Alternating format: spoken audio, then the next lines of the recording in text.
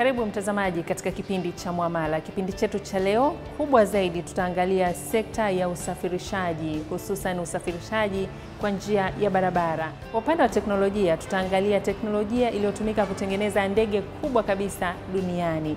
Na kwa upande wa top 5 tutaangalia hatua 5 za kufikia mafanikio. Kukuletea kipindi hiki, jina langu ni Rehema Salim, nikisema karibu. Sekta ya usafirishaji ni sekta ya pili kwa kuchangia pato la taifa, lakini sekta hii imegawanyika vipi? Tuna usafirishaji wa takriban aina 4 kwa nchi kama ya kwetu Tanzania. Kwa hiyo tuna utumiaji wa barabara za kawaida ambazo ni hizi barabara za kawaida ambazo zinapitwa na malori na magari mengine.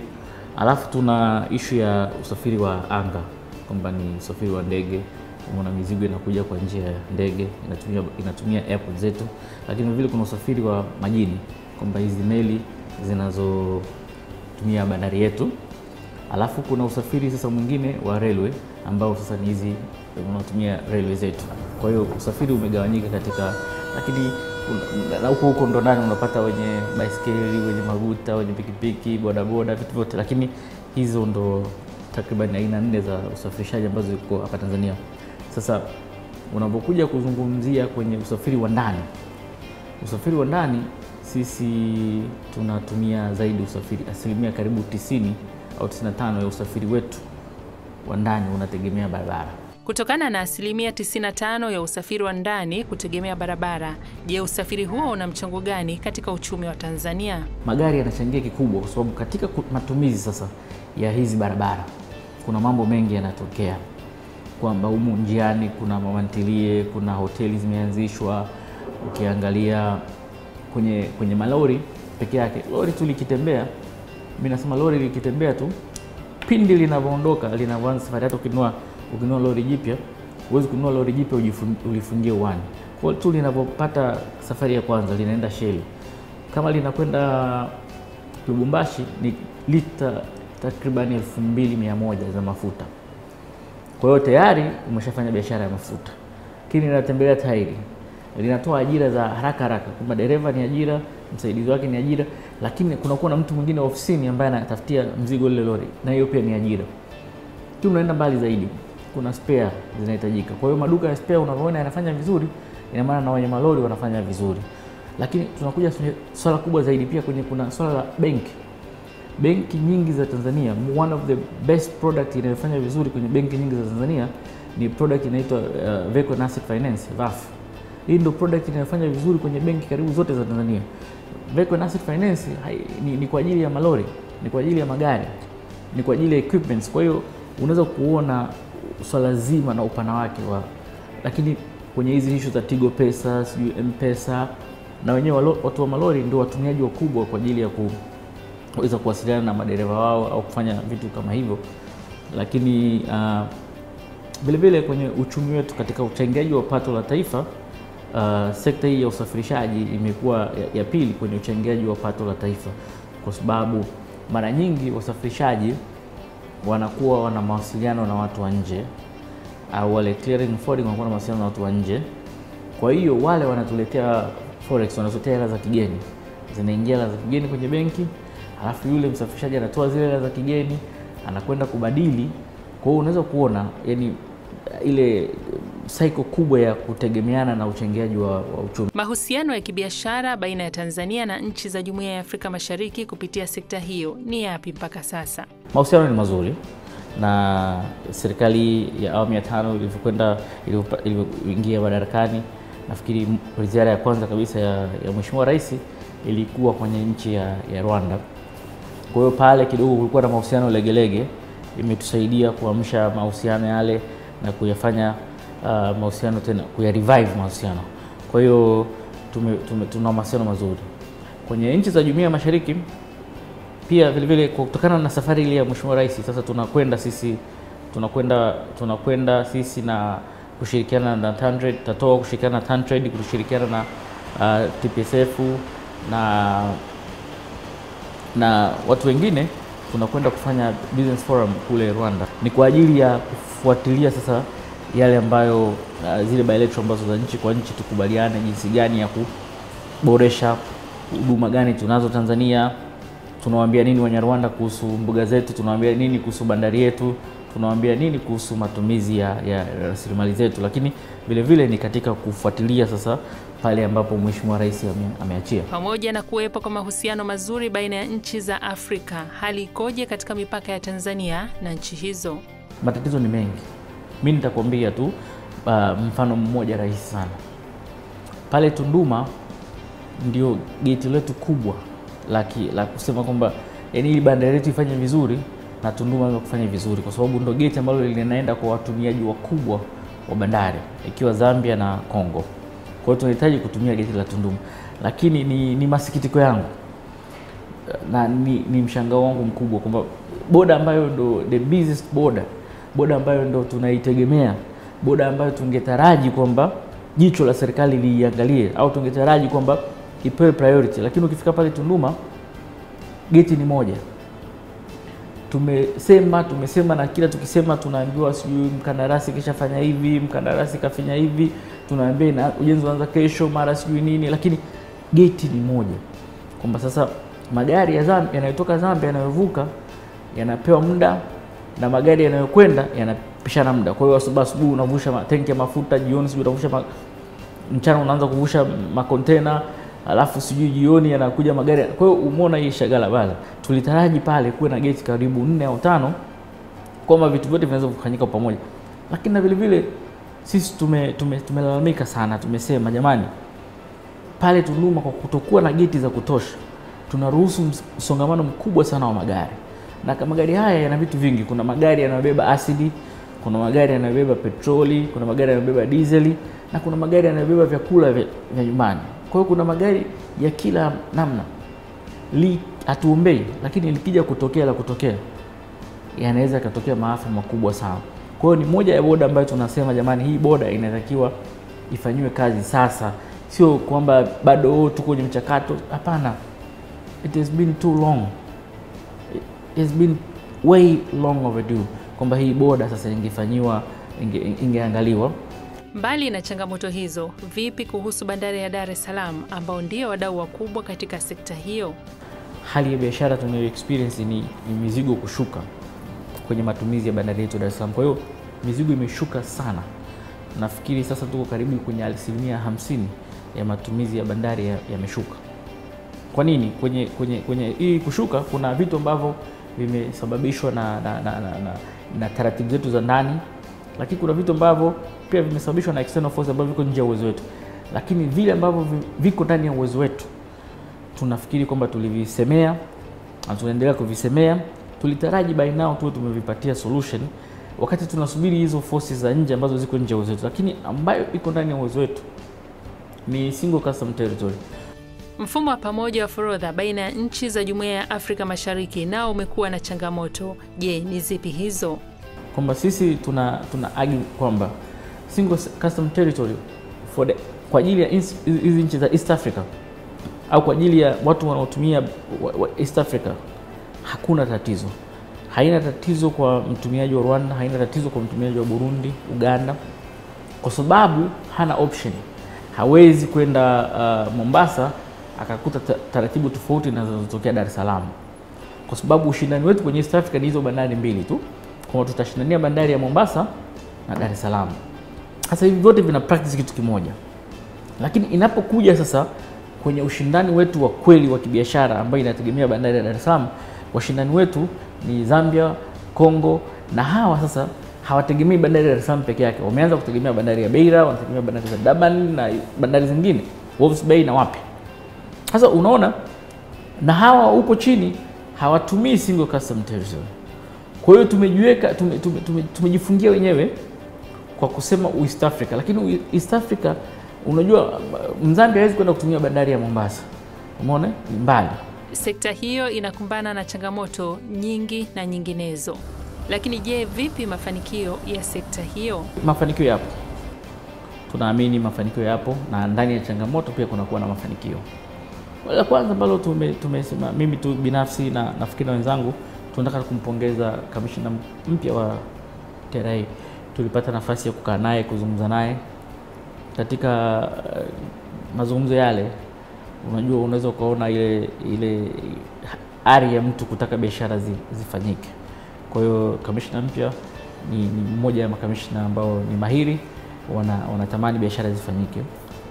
Lakini lingine ambalo zuri, tunaweza kusema kwamba sasa tunasikilizana na serikali, kwamba tunaanza kuona kwamba tuliokuwa tunayasema ni kweli, kwamba kuna changamoto, kwamba mizigo imepungua, kwamba tunahitaji kufanya mambo ya ziada, tunahitaji kuiuza bandari yetu, tunahitaji kumarket biashara zetu.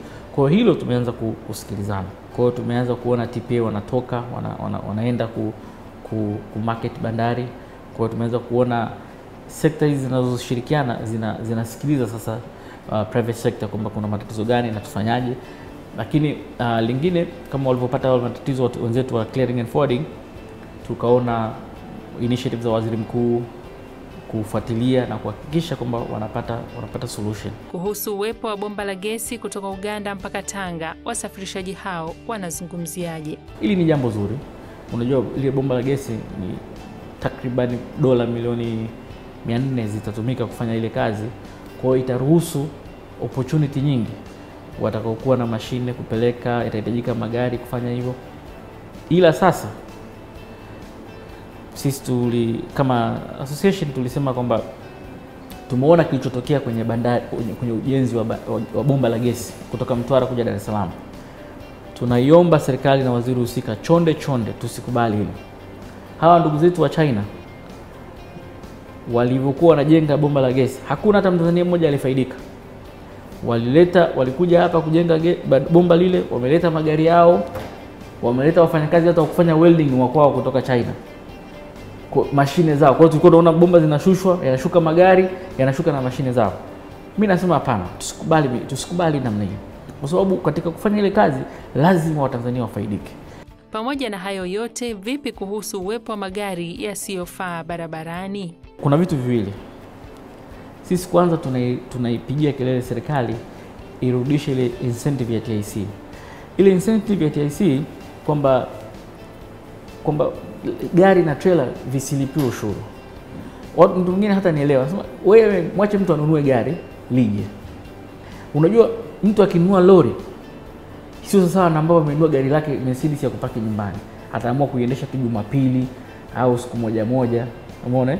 Lakini anavunua lori tayari ile ni ajira. Kwa hiyo tunasema tukiwapa incentive inakuwa ndio reason ya changamoto ya mtu kutokutumia gari la zamani. Kwa sababu gari linakuwa affordable, akilinunua linaleta ajira. Kama nilivyosema, ajira zinakuja sasa, ajira ziko za aina nyingi. Kuna ajira direct kwamba dereva na msaidizi wake na mtu anatafuta kazi, anayetafutia kazi ile gari. Lakini vile kuna ajira sasa ya kwamba atanunua mafuta, kwa hiyo sheli zitafanya kazi. Kuna ajira ya vipuri, kwamba maduka ya vipuri yatapata biashara, watalipa kodi. Kuna ajira ya matairi, kuna ajira ya vitu vingi ambavyo vinakuja na hili lori. Kwa hiyo mimi ni rai yangu kwamba tuone umuhimu wa kuweka hiyo incentive kwa TIC ili watu waweze the reason mtu anaenda kununua lori la zamani ni kwa sababu ya bei, na ile return of investment inakuwa ni kubwa mno. Kwa hiyo tukubali kwamba TIC is needed kwa ajili ya kuisaidia sekta hii. Lakini labda tu lingine la kuona kwa nini unaondokaje. Sisi tuna code of conduct hapa kama chama. Kama TATOA tuna code of conduct, tunawashauri, tunakutanaga na mikutano yetu na wafanya biashara, tunawaeleza kwamba efficiency is needed, lakini also ile quality service inatakiwa, kwamba tunapokuwa na huduma bora, magari bora, ndivyo ambavyo tunawavutia watu wengine watumie magari kutoka Tanzania, watumie bandari ya Dar es Salaam. Umeona kwamba tunaonekana malori yetu yanakuwa na ubora, tunaonekana tunafanya efficiency kwenye biashara, kwamba mzigo unafika on time na vitu kama hivyo. Naam, basi umeweza kuangalia sekta ya usafirishaji wa barabara, changamoto zake, fursa zilizopo ndani na nje ya Tanzania. Sasa ni wasaa wa kuangalia teknolojia iliyotumika kutengeneza ndege kubwa kabisa duniani.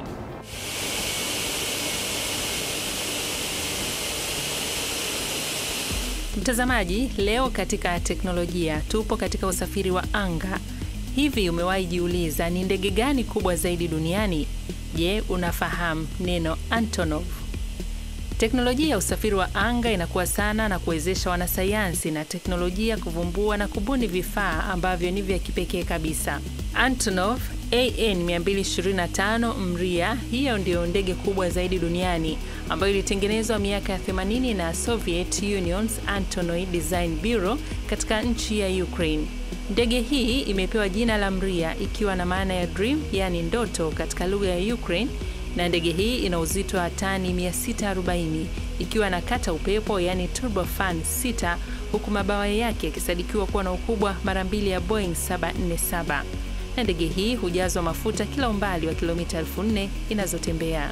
Antonov AN-225 imefanya kazi kubwa ya kusafirisha vifaa vya kijeshi vya Marekani pamoja na Canada katika maeneo ya nchi za Mashariki ya Kati kwa kubeba vifaa vizito sana, kitu kilichoifanya kuingia katika rekodi ya kitabu cha kumbukumbu ya Guinness mnamo mwezi Novemba mwaka 2004 katika namba ya 200.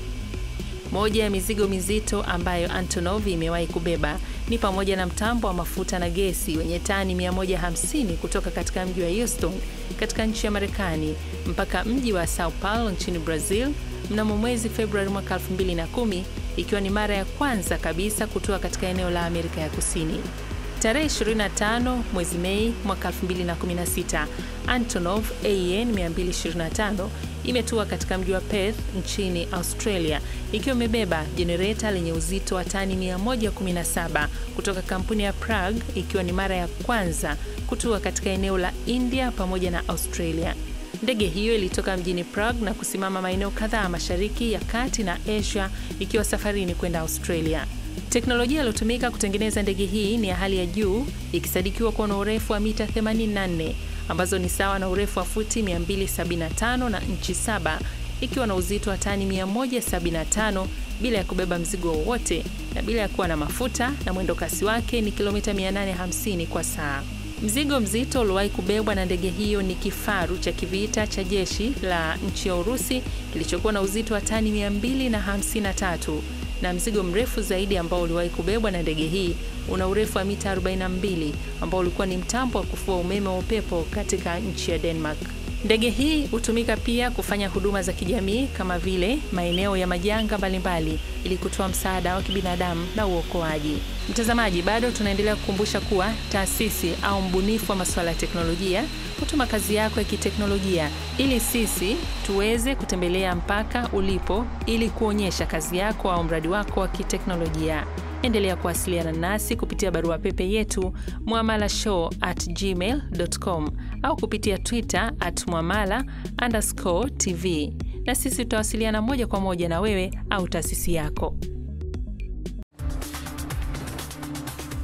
Sasa tuangalie soko la hisa la Dar es Salaam DSE, dhamana za uwekezaji Tanzania, pamoja na masoko ya fedha kwa wiki hii.